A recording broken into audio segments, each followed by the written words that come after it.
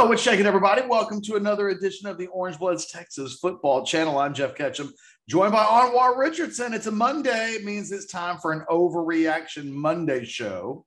And Anwar, we're 12 days away from the first game. It's Monday, right? So 12 days away from the season opener.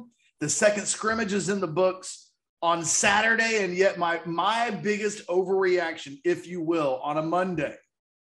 What the hell are these people doing on these crates? How did this happen? Why are people volunteering themselves to be these video guinea pigs? It doesn't. And what's crazy to me is, first and foremost, is everyone running in back behind their local supermarket and stealing these crates? I mean, or is it, because I see mixed match crates, right? I see some that are black and red or black and gray. So I'm like, okay, you stole those, all right? But is there a shortage on Amazon when it comes to crates right now? Grocery stores aren't going to be able to deliver. Like, it's a good point. Where are the people getting these? How are you collecting what amounts to like 50 crates? It's crate. That's one. Two, so that's my first is, where are you getting it from? My second is, man, there have been a lot of dumb challenges that are out there. This one, landing on the way they land on those crates, that seems like a really, really dumb challenge. I just don't know how you do the challenge and don't go into it thinking, if I fail, feet first, going down on my feet, I'm going to land hard, but I'm not going face first. And I've seen too many videos. If you somehow have been off of social media and don't know what we're talking about, the latest fad, craze, if you will, has been people stacking milk crates up like a pyramid. And then the goal is to walk all the way up to the top and all the way down to the bottom. And it's doable. I saw one woman in high heels do it, Anwar. Oh, wow. And then I saw another guy rolling a joint successfully. That was impressive. I'm not going to say that those who've achieved the greatness haven't looked good in doing so.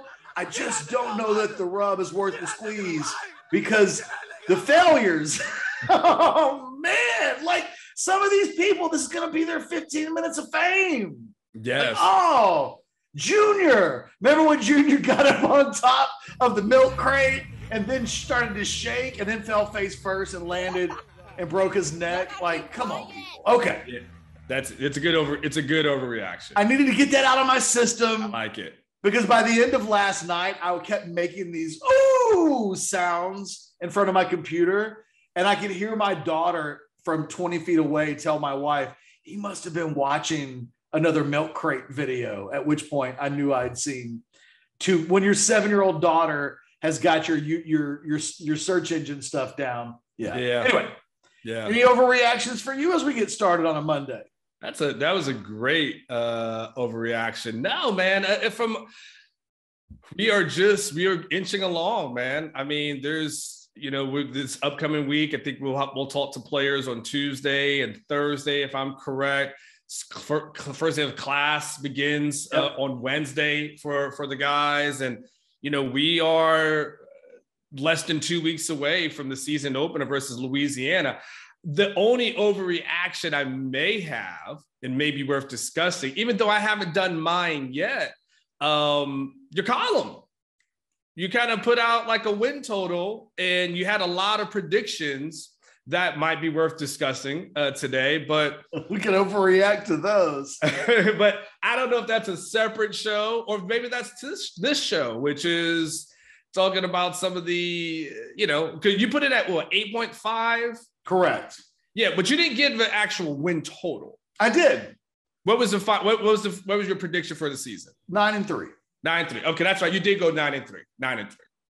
So it's a bullish 9-3 though, and I feel like I outlined in the article, there are 2 games on the schedule that I just don't think Texas is going to win. There are 6 games that I would describe as on some level of tricky. Louisiana, at Arkansas, at TCU, home against Oklahoma State, on the road in Waco, on the road West Virginia. Like, I think some of those games may be trickier than others, but they're all some level of trickiness. And if I believe that Oklahoma and Iowa State are losses, which at this point I do, I can't in good faith before the season starts pick Texas to win either of those games. To go 9-3 means to give this team some benefit of the doubt, and I am surprised by how much benefit of the doubt that my column was kind of an overreaction to your prediction from the YouTube video on Friday, which, you know, spoiler alert, if you haven't seen Friday's video, go do so. But Anwar, I don't mean to put him on blast, but prepare yourself from this. He's not running from it. He thinks Louisiana is going to beat Texas in the season opener, which is entirely possible. Like, this is a tough schedule, I think, to predict because this entire Texas team is just unknown. I'm curious, of all the things I predicted, what stood out to you the most in the way that you would overreact to it? I got to go back. I mean, you had like 20 predictions in the first section. So to be fair, I would need to go through most of them. I don't think any of them was crazy, but let me just see if anything jars my memory as you're talking. I thought the Hudson Card prediction. The Hudson, you went 10 toes down on the Hudson Card, starting all 12 games. I did. You talked me into that. You talked me into that. Whoa, what do you mean? I've been a Casey guy. Well, I know, but you've been saying lately, as you've been and you wrote about it Sunday. Yeah. Like, what we've seen of, was it the quote? I think I even lifted it from your column, maybe. The quote from Sarkisian when Keith Price was struggling a little bit. Yes. And he basically put it out there that I don't bench the starting quarterbacks on a whim. I read that, and it was in your column. Yes. Yes. And you talked me into, like, okay, he's going to ride his guy, and there may be some bumps in the road, but when he makes the decision, he also said this weekend on Saturday, he wasn't planning on playing both guys in the opener, right? Correct. I mean, he basically said, he basically outlined the catch where he doesn't plan to play both guys. He plans to play a starter. Then he did I could if I wanted to, so that was kind of like giving like a little bit of an out, but no, he's a quarterback. He's a former quarterback. He understands the importance of not yanking guys like that. I mean, that's just not how he's going to do. So I think whoever he goes with is going to be a person that he's going to give him the most time to learn and adjust, and not going to make a hasty decision, even if the team does start out slow with that person. I got to be honest, like, your two things you wrote on over the weekend kind of formulated that entire Casey Hudson Card thing, which was on Saturday, he indicated that his preference, I think, like you said, would be to play a guy that he could do a lot of things, include not naming the starter until the day of the game, right? Mm-hmm. But there's a world where he sticks with his guy, and then your article on Sunday showed me that history has showed that that's kind of been his MO. And then when I picked my stats for Hudson for the season in this world where it's like, okay, he's going to start all 12 games unless he has an injury. I looked at what Keith Price did in his first season at Washington, and they were numbers that on the whole were slightly better than what Sam Ehlinger did last season from an efficiency standpoint. And I was like, yeah, I'm okay with that. I think either Casey or Hudson, if they start 12 games, will finish under Sarkisian with a better passer rating than Sam Ehlinger had last year, when he was just kind of a middle-of-the-pack guy. A 155 rating, I think, was maybe his career high, but all three of his last three seasons were all in the sub 155 to 150 range. And I thought, yeah, no, with Sark, even with as many question marks as this offense has, I'm going to put whoever starts at quarterback. I've been saying it all year, so I didn't want to back down. They're going to have a better passer efficiency rating over the season than Sam did. And so when I looked at Keith Price's numbers and I saw that his numbers almost in his first season as a starter for Washington were just barely better than what Ellinger did a year ago, I was like, yeah, I'll just steal that. Makes me not have to think too hard. No, it's good. So let me ask you this, okay? Because we're going back and forth between quarterbacks, but we'll go back to the record. All right. What's the highest win total you can talk yourself into for this Texas team? And what's the lowest win total you can talk yourself into? 9 is the highest, which, at the end of the talk day, 10. You can talk yourself into 10? I can't talk 10. Okay. I can't. Not yet. I mean, look, if you tell me in the middle of the season that this is a top 10 defense in the country, top 20 defense in the country, that Bijan looks like the Big 12 player of the year, that Hudson Card's not turning the ball over, maybe he's not even playing lights out football, but they've got an offensive formula that works and a defense that's wrecking shop and that, they can navigate. I mean, we're going to know a lot about – forget about the OU game for a second. Before they get to OU, 3 of their first 5 games are tricky, real tricky. Louisiana at home is tricky. At Arkansas the next weekend, that's not even a good team. But that game, considering Texas has been so poor on the road, especially against non-conference teams and power non-conference teams. You wrote that article back in June. I looked that up. I used a lot of Anwar Richardson this weekend in my like it. Yeah, I was doing the Anwar Richardson search. Hey, you wrote that, feed off each other. Yeah, you wrote that article in June that talked about how unusual 3-0 starts at Texas have been. And they're like 2-10 against Power 5 non-conference teams in this decade. So I'm giving them the benefit of the doubt to start 3-0. First time since 2012. But I'm having them lose in Fort Worth. That's the third game that for me, I'm picking them to lose. They could easily lose a fourth and be an 8-4 team. But I'm counting on them surviving the first 2 games and then getting better from the middle of the season towards the end of the season. We'll see. I mean, I don't think I'm going to be wrong in terms of Texas wins more games and people point at me and say, you really undersold Texas.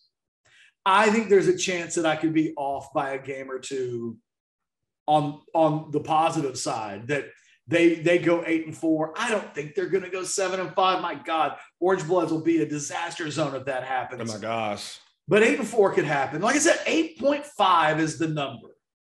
And I'm picking them to fall on the right side of that while fully acknowledging there are 5 other games that I'm predicting them to sweep that, they might not.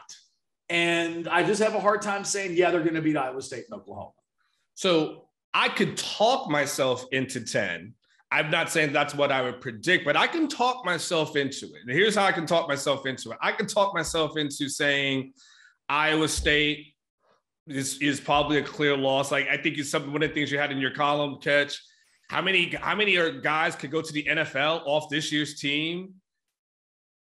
I don't know what your number that you had, but at least got people that are going to be interested. I think it's 10, 12, something crazy. For Iowa State. Oh, yeah. For Iowa State. Yeah, I talked to an NFL scout back in May or June. I can't even remember when the hell that conversation took place. And he told me they had draftable grades on double-digit players from Iowa State. So, okay. So we understand what that looks like, right? As far as an Iowa State is concerned, we can talk in Oklahoma. And then here's how I can talk myself into, if those are just the 2 losses that we go right now, how I can talk myself into it would be saying, well, the Steve Sarkisian impact, what can Steve Sarkisian do as a coach that might make the difference? And so a lot of the games that Texas was in, and a lot of games that they lost, Tyler Herman wasn't getting blown out. It wasn't like the Charlie Strong years. But remember that TCU game where it was the first quarter and it's like 28-0. You're just like, what the hell is happening, right? Tom never had anything like that. But what happened was in those close games, there was little things that happened. You want to say he was out coached, whatever the case may be. I won't go that far. Another coach maybe did a better job, but so if you can talk yourself into Steve Sarkisian being known for his game planning, being known for in-game adjustments, being known for a person who's going to ride the hot hand. So if Bijan Robinson carries on 20 on his first carry, 2 on the second, 30 on the next, and he scores a touchdown, we know he'll be back in on the next series.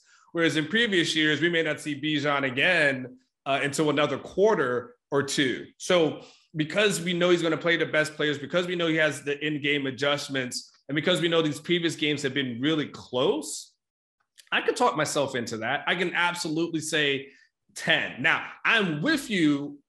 None of us want to fall for the banana in the tailpipe again. We did.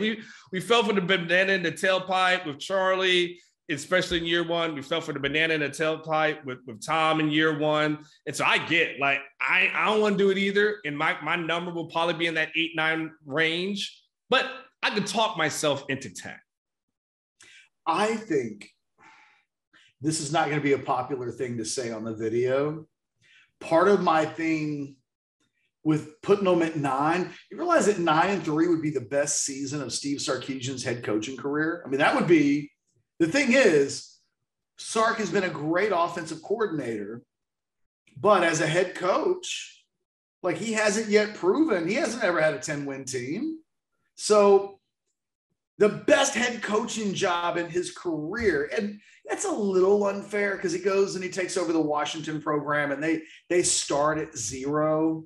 Yeah. But, so I don't even remember what they did in his first season at Washington, but it was a big turnaround in terms of wins from 0. And so you'd probably point to a season like that and say, so far, that's been the best coaching job of his career, to go from 0 to immediately respectable.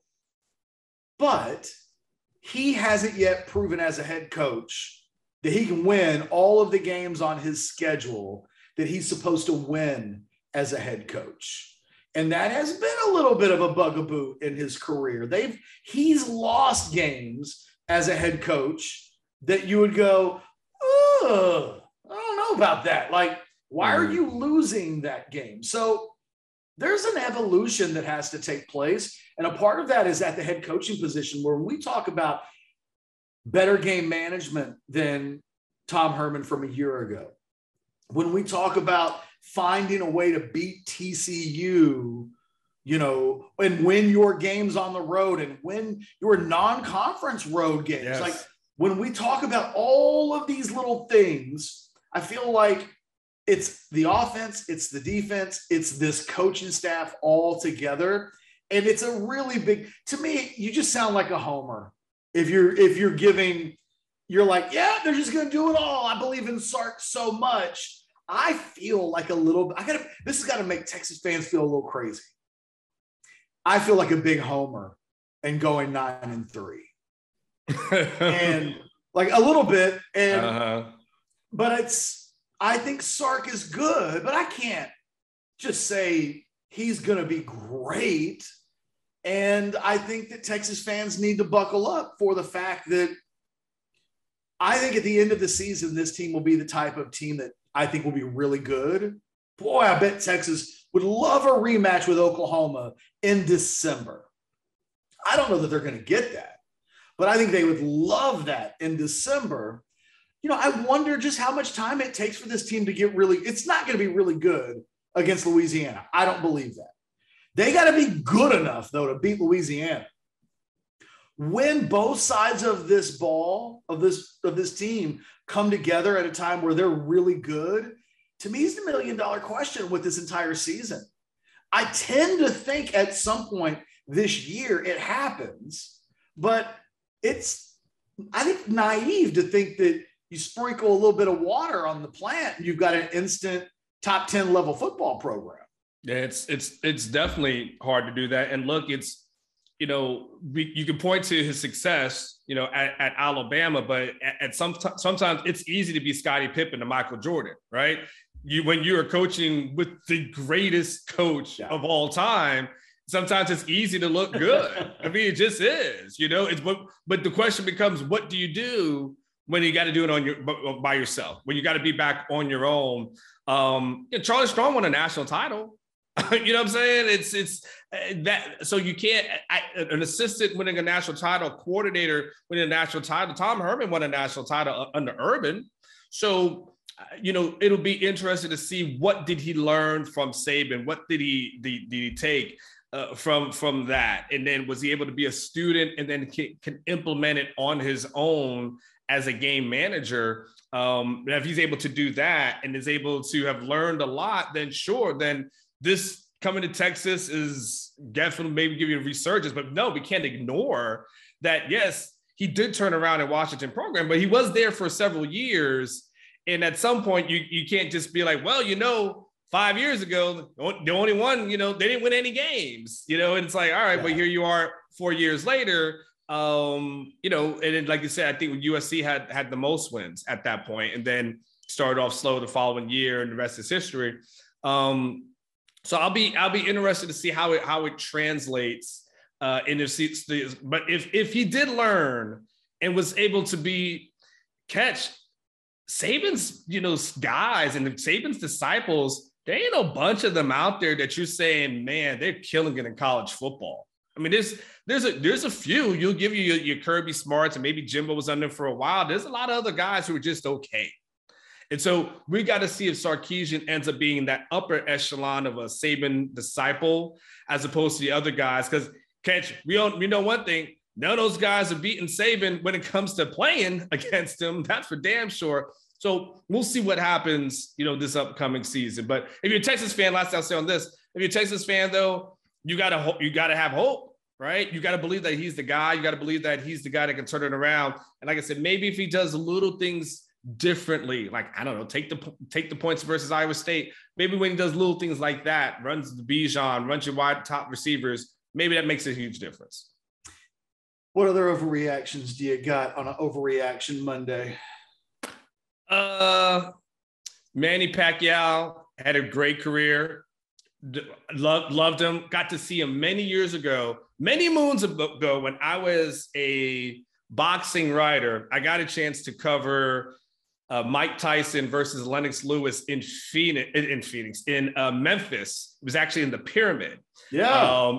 One of my first road trips as a reporter, had no clue where to stay, stayed in the hood in my hotel. It got sketched over the weekend. Ain't gonna lie. I had one of those like shot. I don't know if you ever have it, but like people who are taller, when your shower nozzles like hits your chest. And it's not up here, and it's right here. So then you have to like. I've never had that issue, Anwar. So I can imagine it, but I've never seen it. I've had it many a times, and that was one of I had it in that hotel that was super sketch in Memphis. There's a reason why the first 48 is in certain cities like Memphis, Dallas, you know, places like that. So anyway, on the undercard of that fight was Manny Pacquiao. A young guy, I mean, I don't know how many years ago. So the thing of what he's able to do throughout his career, even though he lost over the weekend, and I feel bad for Errol Spence because that could have been a payday. But my overreaction is great career, Manny. Hope you retire. I saw the Pacquiao-Mosley fight back in the day. And I've seen Mayweather. I've been to both a Mayweather and a Pacquiao fight in Vegas. And it's wild. Both of those two guys in their primes, big enough to carry a true big Vegas fight weekend. But what a wild core of fans that travel to Vegas to see those two guys fight. I saw Manny Pacquiao fight Shane Mosley. And while it was Eric Winter and I, who used to be the head of Rivals.com. And while we were buying souvenirs for the fight, this woman walks up to us and told us that she was Manny Pacquiao's singing coach. And she gave us tickets to the after fight party. Oh, the concerts. Because he was going to sing. He was going to get his sing on. And it was like, wait a minute. How seriously is he taking a fight? It reminded me of The Great White Hype, right? Like it felt very much like the thing Damon Wayans' character would do, like plan a post-fight concert on the night you're fighting for a championship. But man, I've always been a big Pacquiao guy, but it's been a long time since I cared about watching a Manny Pacquiao fight. It's been a long time since he's been good, really. It's been a while. The good part though, Ketch, is I didn't pay for the fight. So there's enough people who, send you the links to watch it for free. So it's easy at that point. It's easy to care. You know what though? I'll give him a little credit. Like, he loses this weekend for what would have been a title, right? Yeah. But the 3 fights before that, he beats Thurman, he beats Broner, he beats Matthias. Like, he was never fighting terrible scrubs. No. Even when he was stealing a win away from Timothy Bradley, he was still fighting dudes. You'll always say that about Pacquiao. Maybe Pacquiao more than Mayweather. That Pacquiao would almost fight anybody, anytime. And that was the whole thing about the Mayweather fight, was that it finally happened. I don't know if it was steroids. I'll throw that out there. I don't care. But he was scary around the time when he knocks out Miguel Cotto and Ricky Hatton. And then he didn't knock anybody out, really. Like one other knockout in the next 12 years. And like once the power went away, he was just an okay fighter for me. Yeah. Hey, one more overreaction. It was a small note in your column, but Quandre Diggs being a top 100 player. I didn't realize that until you said it. What was he, 70? What was he, 77? That's amazing. Props to him. I think I got traded for like, a bucket of peanuts from Detroit. I mean, they gave him to Seattle for, if I'm not mistaken, a mid-round pick, 5th round pick, something like that. And he's turned into one of the best players in the NFL at his position, just got a new contract. Like, yeah, man. Plus, Quandre might be watching this video. He's a good, he stays in tune. He stays in touch with everything. He loves him some Texas football. He does. You'll see him tweeting on Saturdays. Like, shouldn't you be in a position meeting right now? Hey, he sees the trash you post, by the way. Whenever you think to yourself, oh, the former players, the greats of the school, they don't really know. They know what you're writing on Orange Bloods. It drives them crazy sometimes. Just keep that in mind. The Quandre Diggses of the world never completely go away. Shout out to Quandre, by the way, if you see this. He's a really good dude. And I hope when he's done playing, we find a way to get him involved on Orange Bloods. I got an overreaction for you. Speaking of which, come on down, Serenity Stacks Douglas. Yes. I am ready. Yes. My overreaction is she can't get here a day too soon. We are waiting. Like that when she crosses into Austin, she will be waiting for her with open arms. We are excited about her taking over a lot of these player interviews, and she will be doing a lot of that. I realize that Xavier Worthy's done with me. I need to get him some stacks, and I need to get the hell out of the way and see if she can undo the puzzle that some of these guys, I think, DeMarvion and I've been lucky. I've done Demo and Coburn, and those dudes don't care. I mean, they want to have a good time. They'll talk about things. I think our other guys are still loosening up a little bit. It probably doesn't help us that it's you and I. And it's like talking to the reporters as opposed to having a conversation with somebody that isn't quite as reporter-ish as I think Serenity will be when she takes over those videos. I think she'll take over the next day or two. I'm really excited about that. And I have to make one more overreaction confession. Okay. I must have overreacted too much to my anti-babyface comments on Sunday night.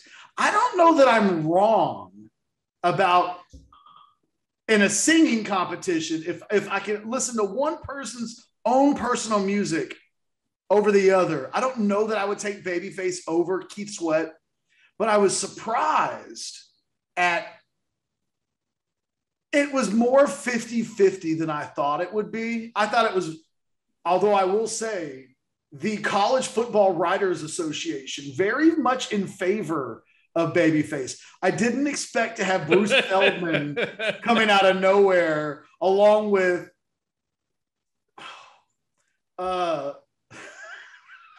I mean, we got our guy from The Statesman coming out of Cedric Golden. Cedric Golden came out. Chimed in.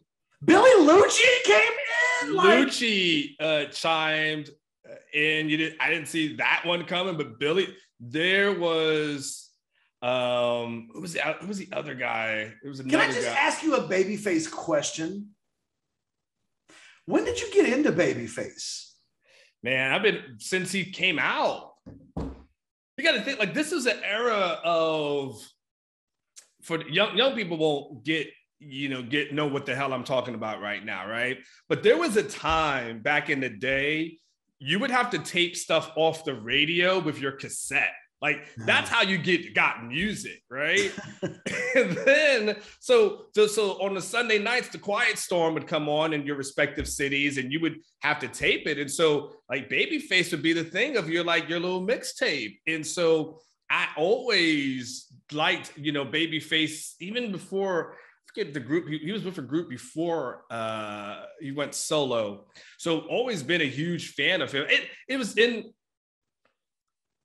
And I love his music. Like it's just a weird thing because I like Keith Sweat as well. But you know what? I think it's it's a very small age gap window here. I think you're only like a year or two older than me, but I wasn't into the late 80s Babyface, right? So he comes out, has a couple of big hits in the late 80s. And then he comes out in the 90s. So from 90 to 2000, I'm 14 years old to 24. He just never, I knew Babyface from When Can I See You Again?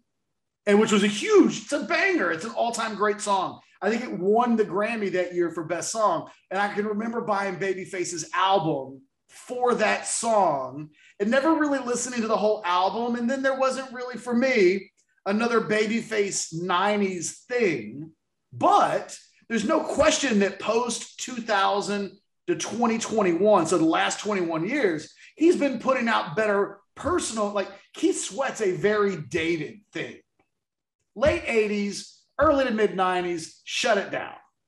Babyface's career is so much longer. I just have been wondering when people got into it, because I never was around people that were into Babyface.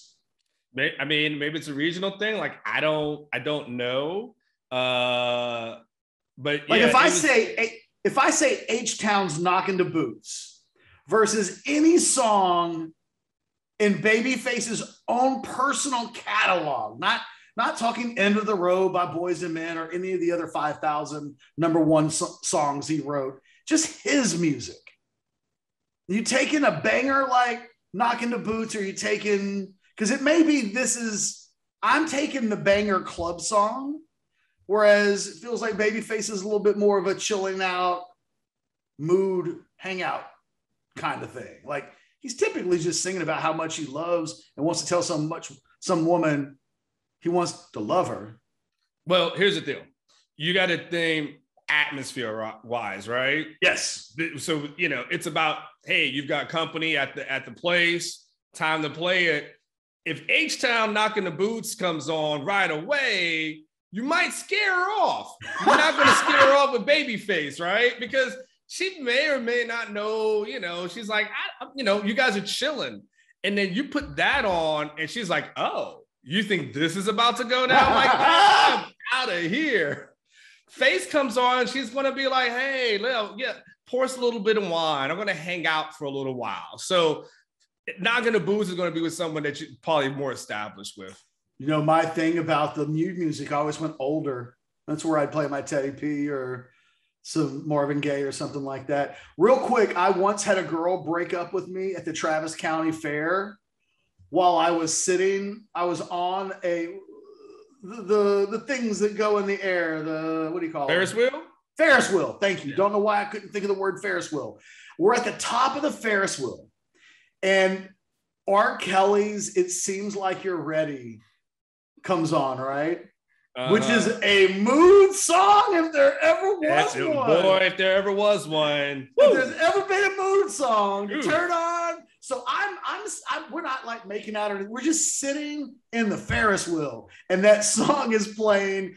And this girl turns around to me and goes, "Hey, just so you know, I'm not ready." And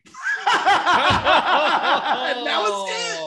That was like her way of breaking up with me. Like 2 weeks later, we were not together anymore. On the Ferris wheel. On the Ferris wheel with R. Kelly's It Seems Like You're Ready. I had nothing to do with that. Wasn't my choice. Wasn't like I was trying to get my claws into her. But the song, we were both kind of looking at each other like, what a weird song to have on. And before it was over with, yeah, I'm not ready. I always change that song for the rest of my life. When a woman hears that song and she's with you, and her response is, "Hey, man, not ready, just so you know."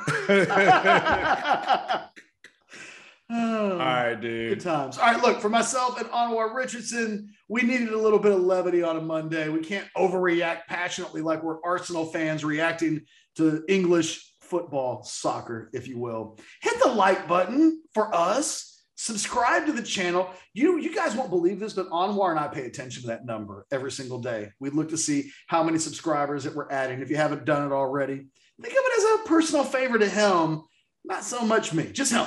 But hey, we appreciate you for watching. We'll do it again tomorrow. We'll be talking to you all week long. Nothing but content right here on the Orange Bloods Texas Football channel, whether it's us, whether it's the modcast later on in the week, or any of our player interviews. We got you covered. Don't you dare go anywhere. Stay where you are. We'll see you then later. Y'all take care of each other. Later.